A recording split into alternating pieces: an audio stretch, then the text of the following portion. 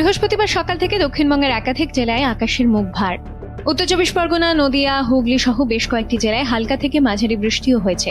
কলকাতাতেও বৃহস্পতিবার মাঝারি বৃষ্টি হতে পারে বলে জানিয়েছে আলিপুর আবহাওয়া দফতর। বিগত কয়েকদিন দক্ষিণবঙ্গের জেলাগুলিতে বৃষ্টির পূর্বাভাস ছিলই।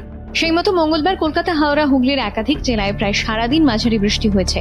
কিন্তু বুধবার আবহাওয়া ছিল সম্পূর্ণ ভিন্ন। বৃষ্টির বদলে তাপমাত্রা বৃদ্ধি পেয়েছিল। বৃহস্পতিবার সকাল থেকে পরিস্থিতি আবার বদলাতে শুরু করলো।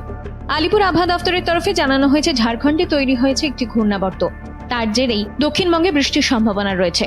অন্যদিকে ওড়িশায় তৈরি হওয়া ঘূর্ণাবর্তের প্রভাবে 2 মেদিনীপুর, 2 বর্ধমান, পুরুলিয়া, বাঁকুড়ায় বৃষ্টির সম্ভাবনা তৈরি হলেও সেভাবে বৃষ্টির দেখা পাওয়া যায়নি। উত্তরবঙ্গের পরিস্থিতি কিছুটা বদল হওয়ার সম্ভাবনা রয়েছে। মৌসুম ভবনের দেওয়া পূর্বাভাস অনুযায়ী বৃহস্পতি, শুক্রবার উত্তরবঙ্গে বৃষ্টির পরিমাণ কমতে পারে। শনিবার থেকে ফের প্রবল বর্ষণের সম্ভাবনা। বৃহস্পতিবার কলকাতায় সর্বোচ্চ এবং সর্বনিম্ন তাপমাত্রা থাকতে পারে যথাক্রমে 26 ডিগ্রি এবং 34 ডিগ্রি সেলসিয়াস। সমুদ্র থাকতে পারে উত্তাল।